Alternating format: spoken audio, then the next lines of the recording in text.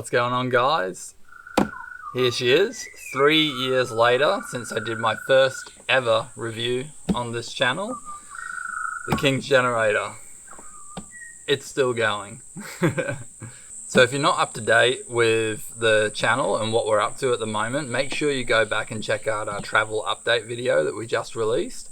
It'll explain why there's a shed behind us and pretty much the caravan's right there with a cover over it.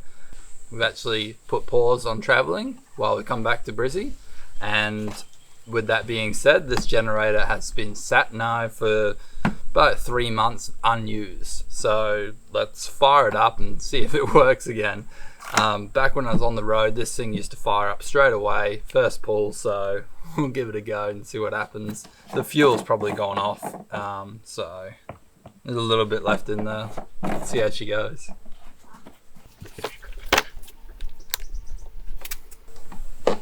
Oh, she's a bit stiff. Don't forget your choke.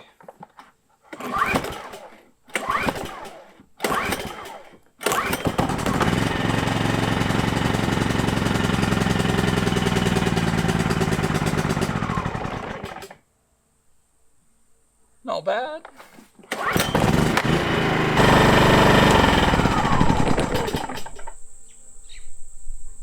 Not bad for sitting for 3 or 4 months. The fuel's gone off. It should have gone off, but clearly there's no problem there.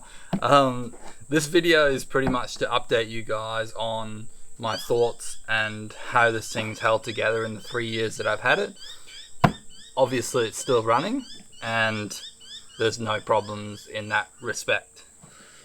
So I'll go through a lot of pros and cons with it since I've had it, and just let you guys know why I chose this over the Honda and the Yamaha and all that. So yeah, we'll get into the pros and cons. So my first pro is it still works. Like the day I bought it, this thing I'll plug in and I can run my appliances and all that. So really good start and a really good pro for this bad boy. So another pro is that this thing will run my air conditioner in the caravan. The aircon in the caravan's an old school compressor, Heron 2 style. So when the compressor kicks in, it really kicks in and it puts this thing under heavy load. Now I don't recommend running these unless you really have to on the aircons, because it really puts a lot of stress on the entire setup, both the aircon and this one. The newer aircons have a soft start, so they'll react a lot better for them. I'd recommend probably, if you were to run your aircon a lot, a 3.5 kilowatt would do the job. So another pro with this is that it is pretty good in the elements. I've had this thing out in stormy conditions when we bunk it up into the caravan and stuff like that. So it's been good against water and stuff like that. All the circuitry is got an epoxy resin glue over it. What I would say is that.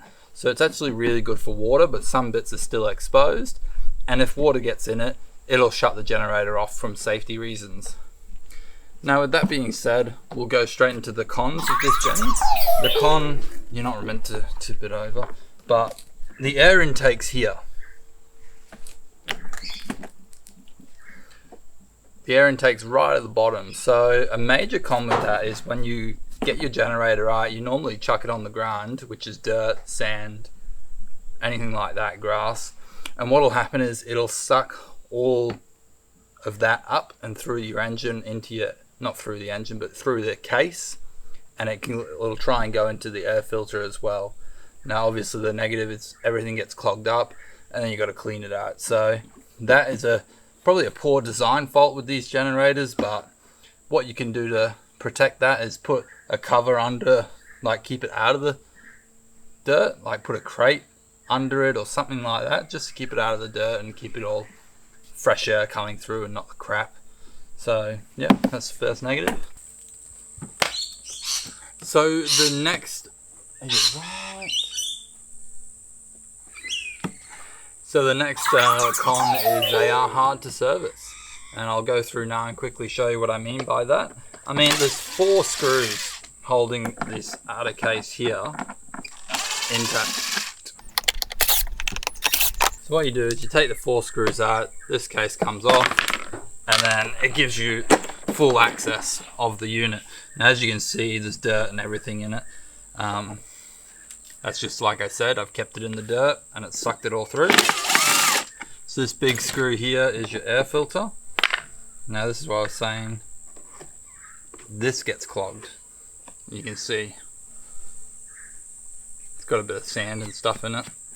That just needs cleaning out every now and then, but it is crap, but it works.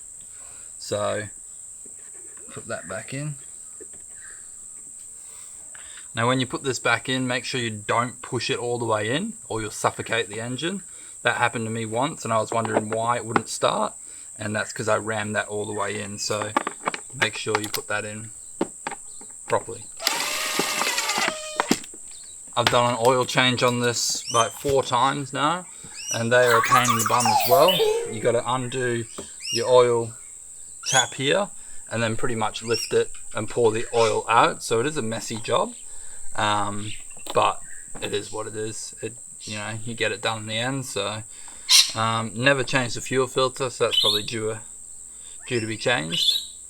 Apart from that, that's it. Fuel, oil, oh yeah, and your spark. Your spark's just up here, but I haven't had to touch that either.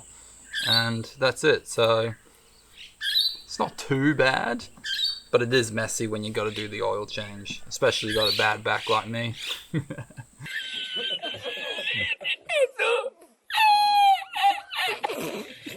Alright, some more cons. There's a lot of debate about the noise levels of these things. It's a generator, it's going to produce noise. In comparison to the Hondas, I do believe the Hondas are quieter. And you will pay for that quietness. So if you want a quiet generator, then yeah, go the Honda. Because this thing, it is noisy. And unless you're in a free camp, miles away from people, you're going to bother people with these things. So if you always are going to be running a generator, make sure you buy a high quality one and not a cheap one. I bought a cheap one because I knew I wasn't going to use it often, and I knew if I had to, I'd throw it in the bush and run it like that, so I wasn't bothering anyone. Next con is when I pull started it, I did snap the pull start cable, and it is getting worn again, so it'll probably snap again. So to fix it, I pretty much had to pull the whole case off. Now by doing that, it's not gone back together properly like every bloody thing these days. But in the end, I did manage to fix it on the road, and yeah, so I'd say it's a con because it didn't really go back the way it should have. I probably missed a bloody screw or something, but anyway, it's all good. So quickly wrap it up. Would I buy this again? Only if I wasn't using it a lot. I would buy this again. This was $400 back in the day. $400 or a Honda and Yamaha at the $2,000 part. I'm always going to go that unless I used it every day, if not every second day. Do yourself a favor. Spend the extra $1,600 and upgrade your solar and battery system so you don't have to run these. These should be the last option for camping. And yeah, and that's what mine is. Mine's just a backup. When we do get a rainy days constantly in a row, I'll have to turn this on to charge the battery system back up. So yeah, would I buy it again? Yes, if I had to. Cool, so that wraps it up, guys. Thanks for watching, and stay tuned for some more reviews. Cheers. We've been travelling around Australia for the past few years in our car and caravan. We're not afraid to get off the beaten track, and we have been documenting our adventures on the road as we go. Hit subscribe, sit back, and buckle up.